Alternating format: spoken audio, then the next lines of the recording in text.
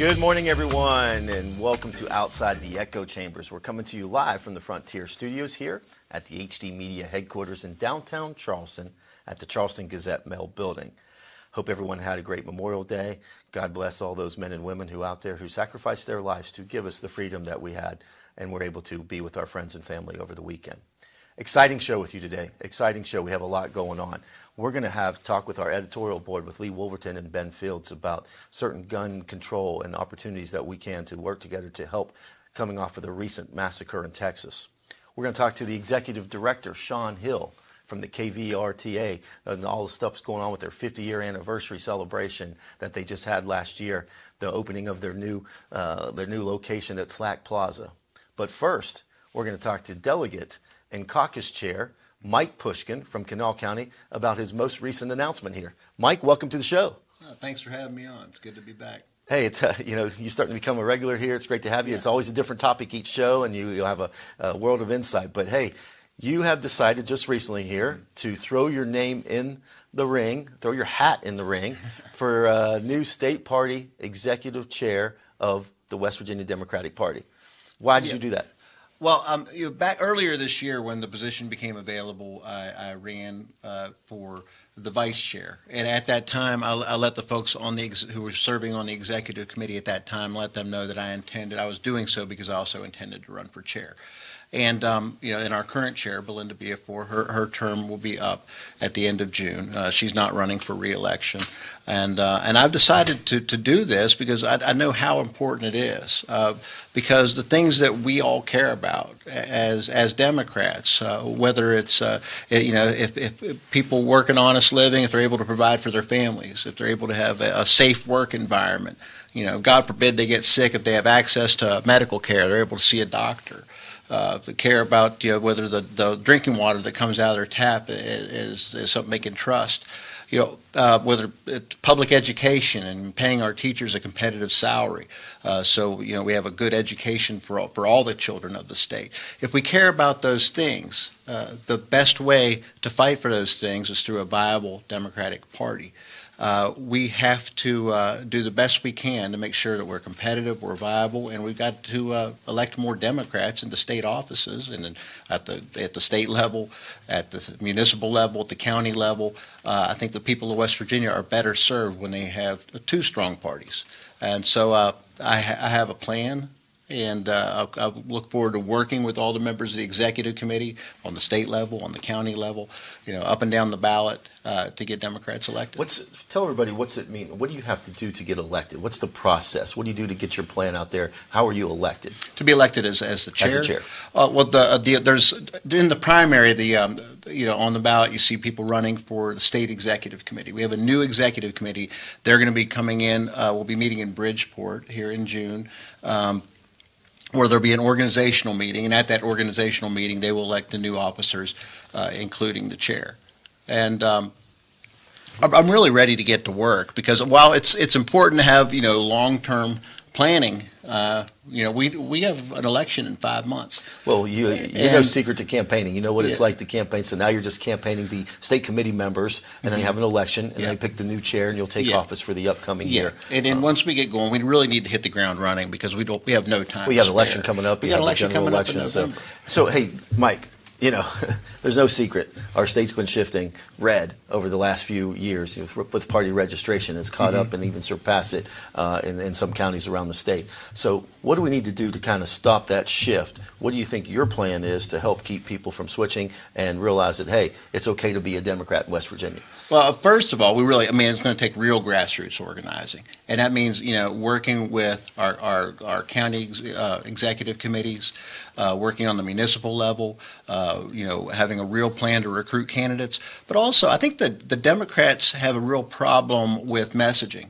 Because, like I said, we've always been the party that has stood up for working people. We've, always been the party that has stood up for access to health care. Because of the Democratic Party, more West Virginians have access to health care right now.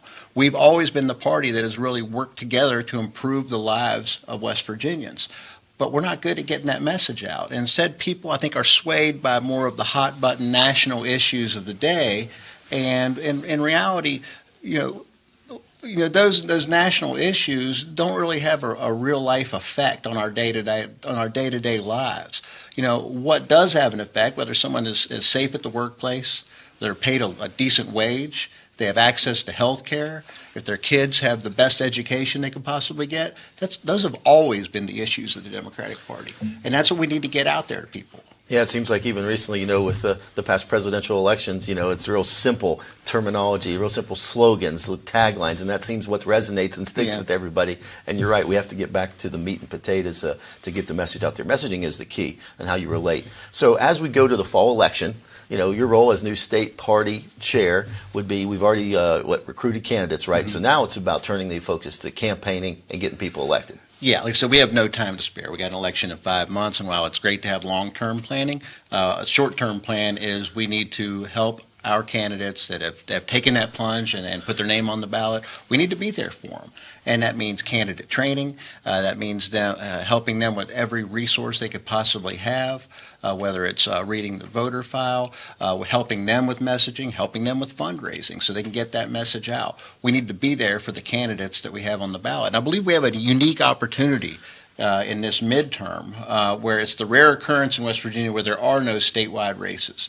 Our down ballot races, that's what will be bringing people out to vote, and especially with single member districts in the House of Delegates, it'll be our candidates versus theirs. It'll be our ideals, our beliefs, our values versus theirs, and I think we can out-organize them, and we can get our message out, and I think we're going to be successful. So you specifically, Mike Pushkin, I know you have a challenge, you have somebody else taking you on for a party chair. Why is Mike Pushkin the right person at the right time for this role? Well, I think people who know me and who have worked with me, in politics know how hard I work. I was nonstop on the phone with folks for months, getting people to run for office because I know we have a unique opportunity in 22. And they know that I will run a transparent committee. I will, try to listen to all the people who want to get involved, encourage more people to get involved, and try to expand and grow our party from the bottom up. Well, hey, Mike, I appreciate that, taking the time out. Hey, before I let you get out of here, I know our hearts go out to what happened in Texas and the tragedies here, and especially up in New York and whatnot. But just recently today, you and I were talking about what's going on in D.C., in the Senate, trying to come together to work on some common sense gun control. What's your take on that? Well, I think today, in response to what happened down in Texas and also what happened in Buffalo and what happened out in California, too often we hear of a high-powered weapon in the hands of the wrong person and a horrible tragedy. And so a bipartisan group in the United States Senate is getting together today to discuss what could possibly be done to help protect the lives of innocent children. I hope something gets done. I think, for far too long, where there's a horrible tragedy happens, it's talked about a bit in the news, and there's a talk of something getting done, and rarely does anything get done. I think that there are ways that we can come to a common agreement that we could, protect the lives, especially the lives of children, without infringing upon the constitutional rights of law-abiding citizens. There's a way to do that, but first you have to have the conversation. Just get people together, have a little common sense conversation. Unfortunately, for far too long, we weren't even allowed to have the conversation. So I'm glad that they're getting together today. I sincerely hope something comes out of it. Well, Mike, I think we all do, and I'm glad to see they're at least coming together and they're talking. So that's a start for what's going on in D.C. Hey, Mike, good luck to you in your race for the state party chair of the Democratic Party of West Virginia. We'll see how it goes here. We'll know in a month, I guess, your position. So best of luck to you. Thanks for coming on the show. Thanks for having me on. Hey, we're going to take a quick break. Everybody on Outside the Echo Chamber. When we come back, we're going to talk to our editorial board here, our Vice President of News, Lee Wolverton, and Ben Fields about what can be done around gun control when we return. We know who we are, where we've been, where we're going. Like hospitals all over America, we are changing, redefining, restructuring ourselves to be the best community health system in the region we serve. We are 2 hospitals with more than 30 locations, 450 providers, and one mission: to heal. As one, we are Thomas Health, caring for our communities today and tomorrow. Proudly advocating for workers and their families, the West Virginia AFL-CIO is a group of 600 labor organizations representing 70,000 active and 70,000 retired union members. We represent first responders, healthcare workers, educators, coal miners, construction workers, plant workers, truck drivers, grocery store clerks, and every job in between. We believe every worker has the right to fair wages, good benefits, and a safe workplace. That's what the West Virginia AFL-CIO fights for every day. A new day begins, and what happens today must be covered, reported, and passed on to everyone in the region we serve. We are journalists, staff writers, editors, storytellers. Who are we? We are HD Media, trustworthy and always here for the times we live in.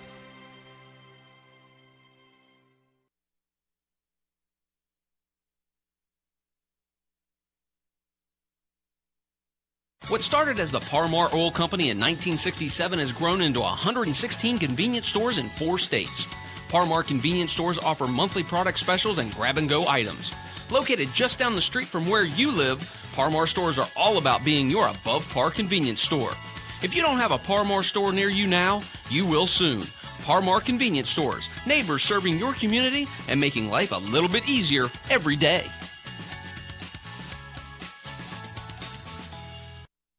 Looking for a friendly bank that you can turn to in your community? Bank where the decisions on your needs are made locally. With online banking and 7 locations. Poca Valley Bank, where relationships matter. Welcome back, everyone, to Outside the Echo Chamber. I'm proud to be your host today, Doug Scaff. But, hey, just over a week ago, 19 children were killed and 2 adults in the Texas massacre in a school building. You just can't think about what's next. I mean, the bottom line is something has to be done. Texas people, where they were gunned down, they're all in awe. People around the country. It's great to hear what Delegate Pushkin just said over in Washington, D.C. The Senate is finally coming together. Hopefully, cooler heads will prevail and we'll come up with something that we can do. But joining us now is the Vice President of News, Lee Wolverton of HD Media, Executive Editor. You wrote a great piece over the weekend about what can be done. You know, you were kind of memorializing and honoring some of our fallen heroes just after a week of this massacre that happened in Texas. Talk about your editorial for a moment. Well, I think that what I was thinking about when I was writing, and of course, my grandfather was commander of a battalion in World War II of 101st Airborne Battalion, and I was just thinking about really the key to his story, which I've written about a number of times, is just the love that the men felt for one another and the trust they had in each other. And I was thinking about the contrast between then and now, because that is really the key to the whole gun issue, is the fact that the 2 sides have utterly lost trust in one another. And it's the reason that the problem hasn't been addressed sufficiently to this point. So I was thinking about that. And the other thing that I was thinking about is when you look at other countries, you look at Canada. Canada's firearm homicides rates per 100,000 people is 0.15, and I'm sorry, 0.5. In Australia, it's 0.15. In Britain, it's 0.04. In the United States, the rate is 4.12 per 100,000. We should be alarmed by that statistic. We should be shaken by it. And yet we are not sufficiently shaken to take meaningful, intelligent, rational steps to address the problem. So like Mike, I'm hopeful that we can do that now, but I'm not very optimistic. I mean, I think as I wrote in there aren't glasses rose-colored enough or a narcotic powerful enough to make you really believe that we're going to do something, and I think that's principally because of the trust we've lost in one another. Yeah, I mean, it was a great piece about, honoring your grandfather and, sacrificing. And since when does the cost, be so much that we have to sacrificing our freedom to have all this violence in return? It was a great piece. It was on the Charleston Gazette mail site, and it's also in the Herald Dispatch. People can go back and read it. So also joining us today is Ben Fields. Hi. Ben, welcome back to the show. Every time we hear about another mass shooting, Ben, the Buffalo supermarket incident, movie theater at church, a school, we agonize over this. What can we do? Is the gun lobby too strong to do anything? Can we come together? I mean, what's your take on this? You've talked about it over the years. Well, I mean, you take a look at all of those different settings, and there are all kinds of issues that the gun lobby likes to talk about that sort of thwart any discussion or action moving forward. They talk about how kids are being raised at home. They talk about inner city violence. They talk about all kinds of different things, mental health issues, all kinds of different things that are part of the problem, but the common denominator in all of these incidents is a high-powered weapon that someone was able to get and unleash upon an innocent crowd. So in the end, that's what you have to go back to. And I know that, responsible gun owners are frustrated every time this comes up. They feel like they have to pay the price for what someone who is clearly unhinged did. But we still have to cater to that lowest common denominator. If people aren't safe because someone can walk into a school past an armed resource officer and murder children, then we can't continue to live like that. And, the gun lobby, it's changed so much. I mean, when the NRA started, it was about marksmanship and responsible gun ownership, and then it kind of turned into this money machine and this powerful lobby that is now going through bankruptcy. But there are other, groups that are, just as strongly, insisting that nothing should change.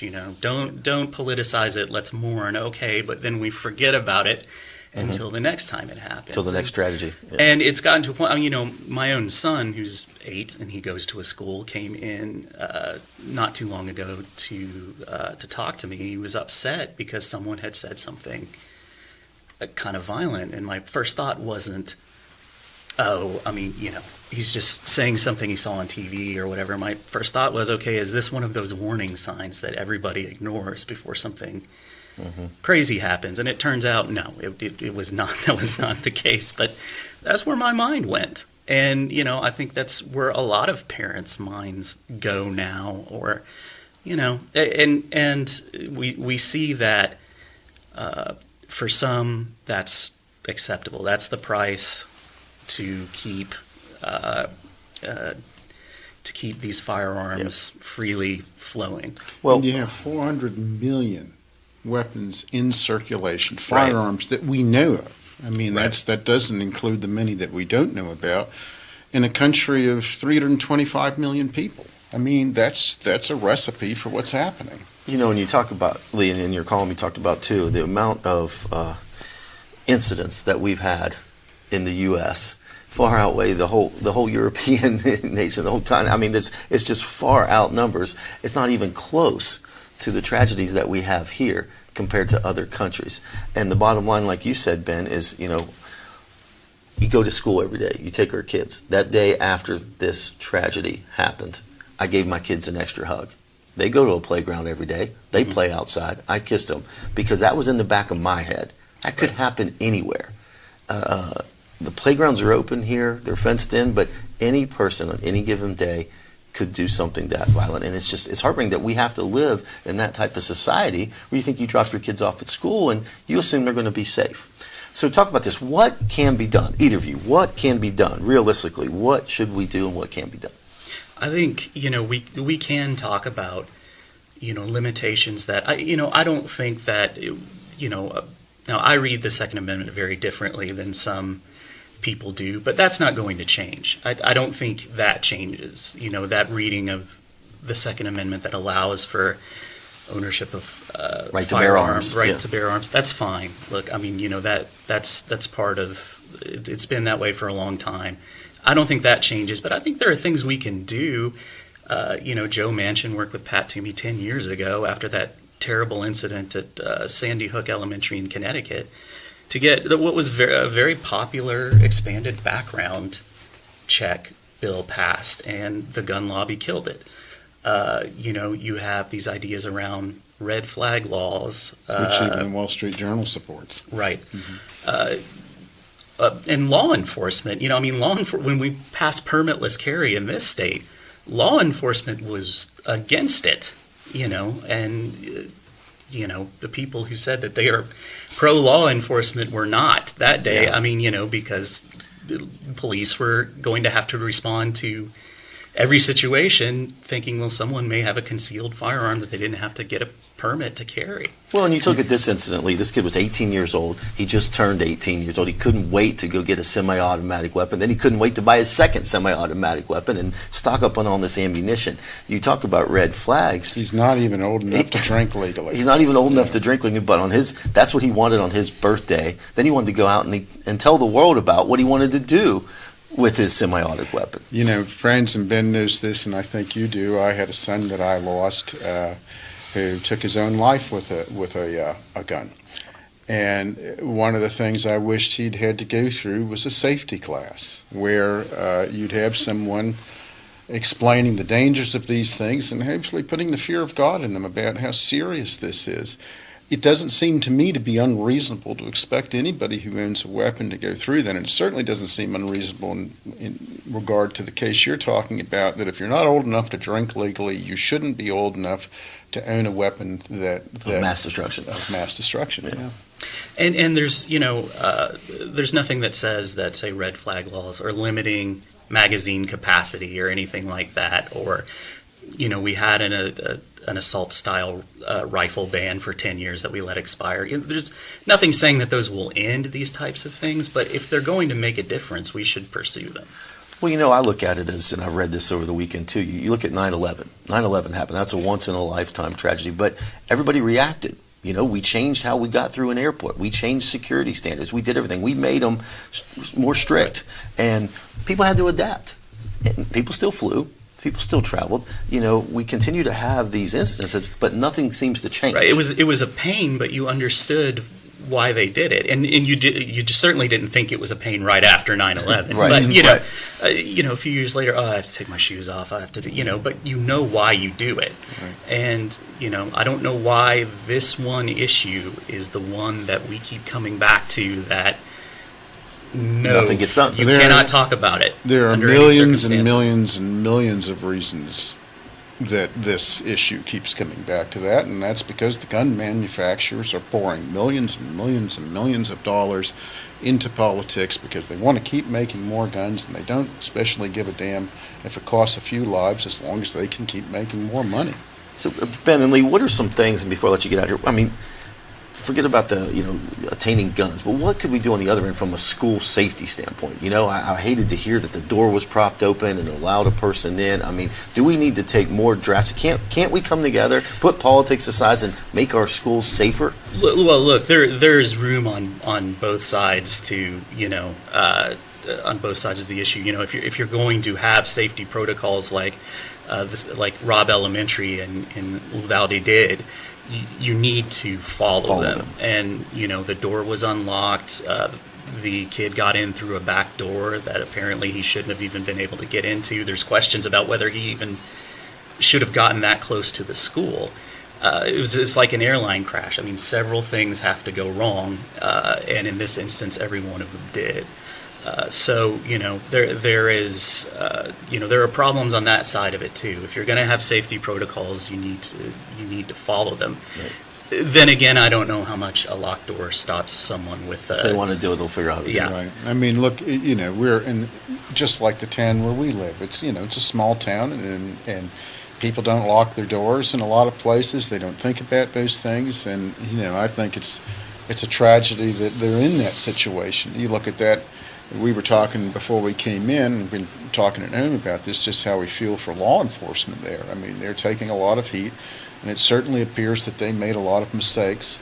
But the reality is they're in a terrible situation in which they should not be forced. That's in a town that size, you just wouldn't expect that they would have to deal with something like that. I think we lose sight of we've got to fix the larger problems. Because these smaller problems, we know, I think all of us know, it's going to happen again. Mm-hmm. It's a question of where. Even if this is what bothers me about the lack of action. Even if we started taking concrete steps today, we're probably a decade or two from the place where we'd start to see real difference, where we'd start to see a real impact from it. I mean, do either of you see a real path forward? I mean, it's hard to say. I remember talking to Joe Manchin after Sandy Hook when he had proposed that bill, and it stalled out. Yeah. And he said, if this doesn't move you to action, I don't know what will. He said the exact same thing last week.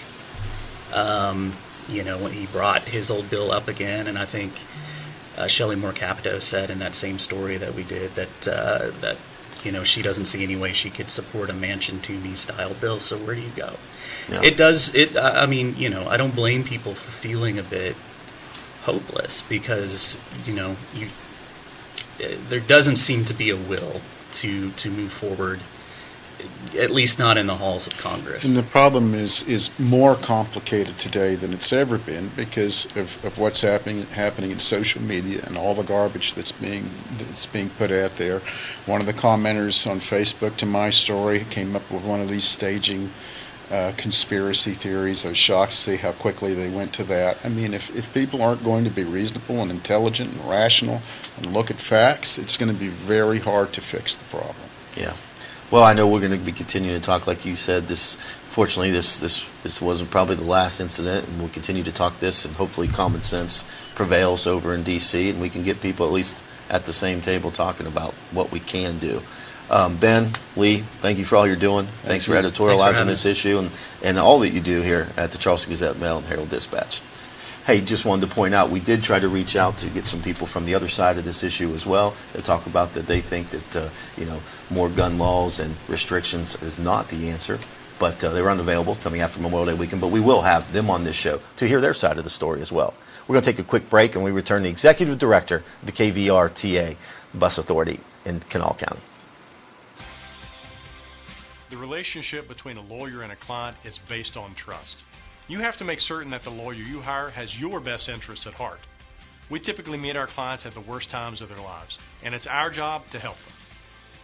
Over the years, we've been entrusted with some of the biggest cases in West Virginia. That's because we have a track record of success and getting exceptional results. We built a reputation as one of the go-to law firms throughout the state of West Virginia.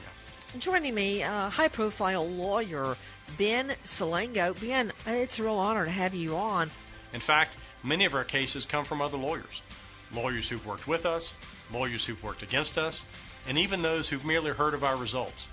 We're proud of the reputation we've earned in the community for providing exceptional, aggressive legal representation. When you hire my law firm, you don't get excuses, you get results.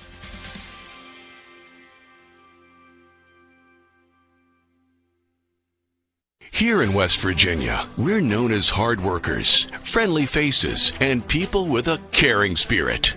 At Summit Community Bank, those qualities are at the core of all that we do. We're a group of experienced professional bankers that you've known for many years. We work hard to earn your business and will work even harder to help you succeed. We customize banking solutions that work for you. We're Summit Community Bank. Service beyond expectations. Here at Dutch Miller Jeep in South Charleston, we realize car shopping can be challenging right now. That's why we're committed to holding your hand through this process. Don't see the Jeep you're looking for on the lot? Then ask about the Dutch Miller Advantage, which means you can order the vehicle you want faster, direct from the manufacturer. It's no wonder we continue to be the #1 Jeep dealer in the state of West Virginia.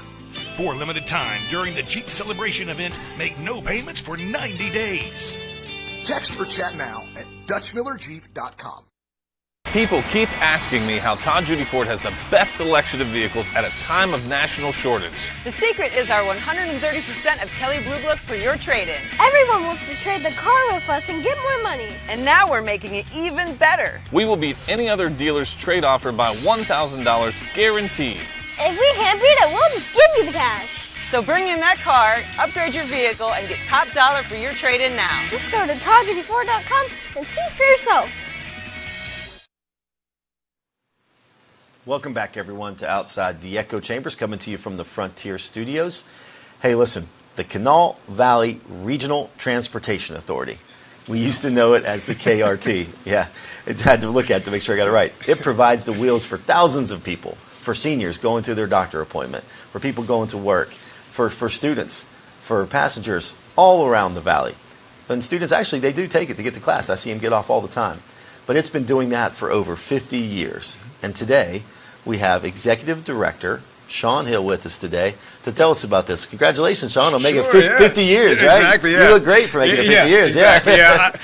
I've only been at the helm for about 7 months now. But first off, thanks for having me on the show, Doug. I really appreciate that. But yeah, October 25th was 50 years for KRT. KVRTA, we call it KRT. So tell me the proper name now. What is it? It's Kanawha. The official name is the Kanawha Valley Regional Transportation Authority.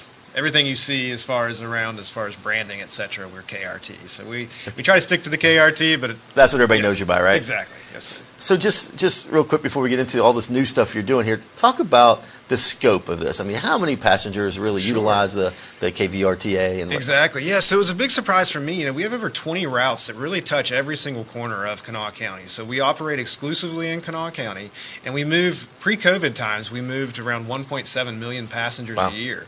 So you think even if you do the math and say, hey, if someone rode the bus 5 days a week going to work, how many people would that actually be? And you start, dividing and doing some math, and it's over about 200,000 people. And so that's a substantial amount of folks every year riding KRT. And again, it touches every single corner we go. Our new city center station, which we'll talk about, is a big deal for us, but that's kind of the hub there. But we touch every corner of the county. So you touched on it a couple weeks ago. You just opened the new city center station right there at the Slack Plaza. Yep. Talk about that and what goes on there. What happens there? Yeah, so we were really excited. The old we called it the Transit Mall down on Laidley Street in Charleston for years. It kind of had a negative connotation, and I think KRT and leadership before me, Doug Hartley, who was fantastic with KRT for over 20 years, they had the foresight to plan and to push forward to kind of recreate and really. What they did was they took the Transit Mall and they completely tore it down to the ground and said, hey, let's plan this, let's engineer this for public transit. And that's what we've been able to open. So this City Center Station, which we were really proud to do, coordinated with the city of Charleston while they did the City Center Park there at Slack Plaza, which is just fantastic if anyone's been there. It's really great. What's been the response? Yeah, it's been really positive. And so what we did was we installed brand new bus shelters. We've got some electronic signs that give passengers an understanding of, hey, the bus will be here. The bus to Sissonville will be here in 5 minutes. The bus to St. Albans will be here in 6 minutes, etc. Things that it's 2022. You should expect some of these conveniences for our passengers. And so far, it's been really positive. We have had, knock on wood, we haven't had very many issues at all with the city center, and as long as activity keeps happening there at the city center at Slack Plaza, I think it's just going to be tremendously positive.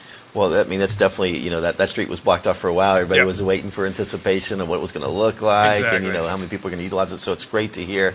Man, the numbers that you just mentioned there is phenomenal.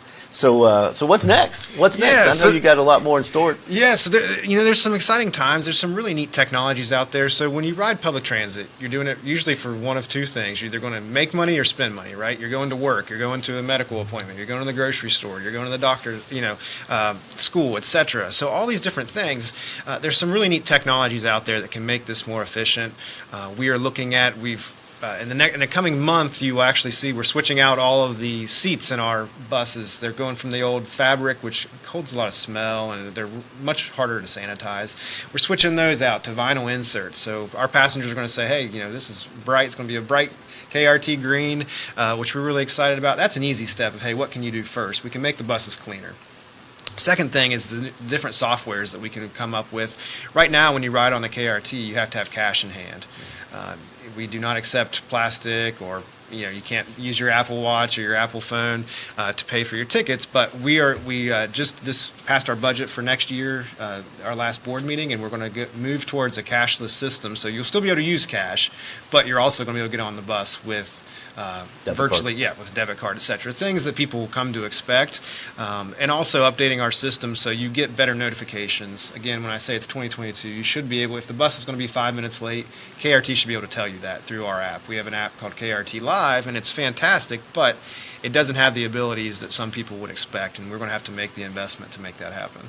No, that's great. I mean, there's so many people that, right, they rely on this Yes. transportation to get to work. Exactly. I mean, they wouldn't be able to get to work, right? Sure. Without your system. People don't realize how big KRT is, and public transit in general across the state, for economic development. We are an economic development engine of the state because all these different locations, the hospitals reached out to us. CAMC said, especially during COVID, they said, hey, please, please, please do not shut down KRT because that's how a lot of our employees get to work.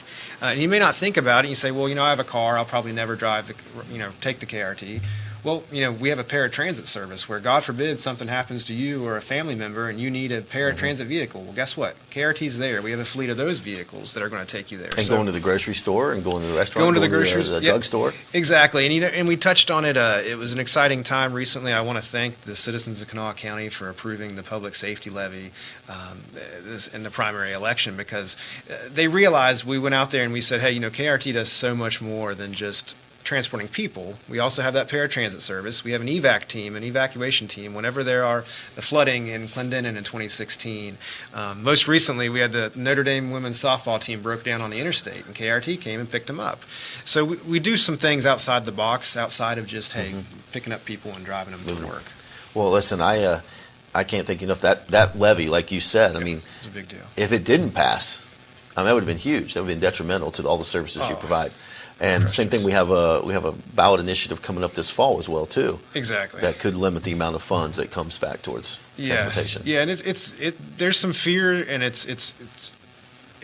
it's necessary to be scared of this because this amendment would basically allow the legislature to play around with the taxation, and when you talk about property taxes, et cetera. Everyone wants to cut their taxes until you start asking them what do the taxes pay for. Right. It's those services that the people, 80% of the citizens in Kanawha County voted for the safety levy. Well, that safety levy is really almost completely ineffective if you take out some of these taxes that are the sources that for funds the levy. it. Right. Exactly. So that's a tough one to swallow, and we're excited to we'll fight the fight on it. That's right. Well, hey, Sean, I can't thank you enough for all that you're doing. Congratulations, and good luck on the next 50 years and all the new stuff that you're doing. So let's say again right now, the new name.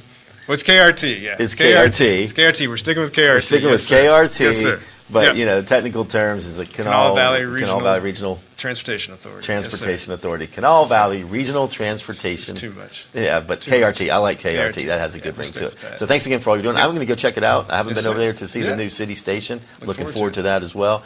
And good luck to you in your role as Executive Director. Thank you, sir. All right. Thank you. Hey, everybody, we're going to take a quick break on Outside the Echo Chamber, and we're going to wrap up when we return. A new day begins. And what happens today must be covered, reported, and passed on to everyone in the region we serve. We are journalists, staff writers, editors, storytellers. Who are we? We are HD Media, trustworthy and always here for the times we live in. What started as the Parmar Oil Company in 1967 has grown into 116 convenience stores in 4 states. Parmar convenience stores offer monthly product specials and grab-and-go items.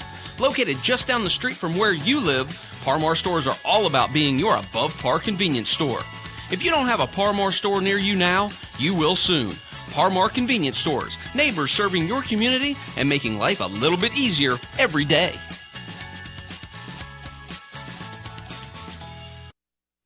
Thanks again, everyone, for joining us on this edition of Outside the Echo Chamber. As your host, I'm proud to be here coming after this Memorial Day weekend. Big thank you to all our guests. We just heard from Executive Director Sean Hill from the KRT, celebrating their last 50 years, now moving to their next.